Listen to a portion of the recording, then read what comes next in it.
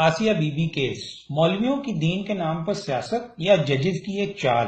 حقائق کیا ہیں؟ کیا وجہ ہوئی کہ ایک سادہ دیہاتی خاتون کے مقدمے نے قوم کو دو دھڑوں میں تقسیم کر دیا اور دنیا بھر کے کان کھڑے کر دیے؟ اس ویڈیو میں کیس کے ایسے حقائق سامنے لائے جائیں گے کہ آپ اس کے تمام پہلوؤں سے واقف ہو جائیں۔ سب سے پہلے اس کیس کے قانونی پہلو کا جائزہ لیتے ہیں۔ آسیہ بی بی نے سیشن اور ہائی کورٹ میں توہین رسالت کی مجرمہ ثابت ہونے کے بعد ان فیصلوں کو سپریم کورٹ میں چیلنج کیا۔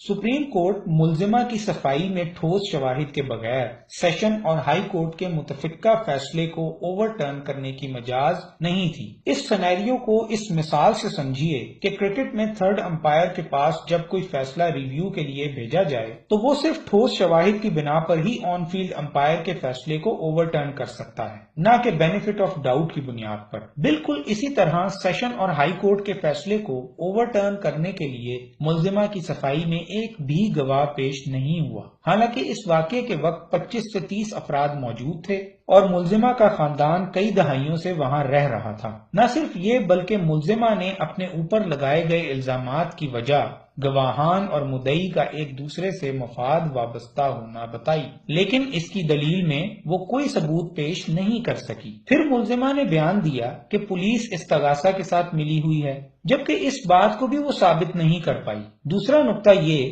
کہ جیسا ایک خاص طبقے کی جانب سے اعتراض کیا جا رہا ہے کہ ملزمہ کا اقرار جرم انڈر پریشر تھا، فیصلے میں اس بات پر سرے سے بحث ہی نہیں کی گئی۔ تیسرا نقطہ یہ کہ فاضل جج نے جن بنیادوں پر بینیفٹ آف ڈاؤٹ دیتے ہوئے ملزمہ کو بری کیا ہے وہ نہایت کمزور ہیں۔ فیصلے میں یہ بات کہی گئی ہے کہ دو گواہان کیس کے دوران منحرف ہو گئے، حالانکہ ان کی گواہی کی ضرورت محسوس نہ کرتے ہوئے اسے محض ترک کر دیا گیا تھا، نہ کہ انہوں نے اپنے بیان ہی بدل ڈالے ہوں۔ فاضل جج کا یہ کہنا کہ مختلف مواقع پر گواہان کے بیانات تبدیل ہوئے بالکل غلط بات ہے۔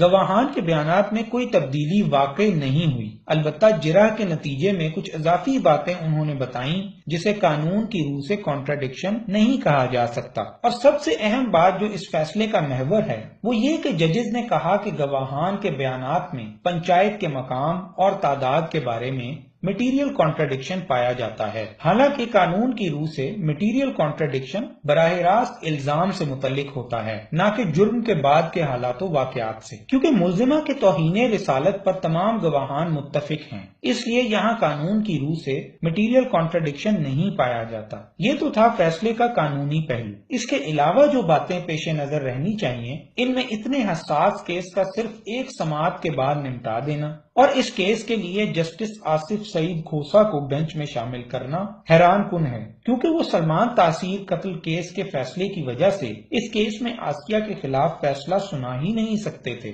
مزید یہ کہ ملزمہ کے شوہر نے اس سے قبل صدر پاکستان سے رحم کی اپیل بھی کی تھی، جو کہ خود اقبال جرم کے مترادف ہے۔ عالمی سیاسی منظرنامے میں اس کیس کو اگر دیکھا جائے تو شاتم رسول گیرٹ ولڈرز کا ٹویٹ ہو یا برطانیہ کی پارلیمنٹ کا سٹینڈنگ اوویشن، یہ دشمنان رسول آخر کس بات کی داد دے رہے ہیں؟ کہیں ان کا وہ پودا تو گل نہیں کھلا رہا جو سال کے شروع میں مالی معاونت کو آسیہ کی رہائی کے ساتھ مشروط کر کے لگایا گیا تھا؟ کیا ایسا تو نہیں کہ اس فیصلے کے نتیجے میں تحفظ ناموس رسالت کے قانون کے غلط استعمال کی مثال قائم کر دی گئی ہے، جس کی بنیاد پر اس قانون کو منسوخ کرنے کی تیاریوں کا آغاز خاکم بدہن کیا جا رہا ہے؟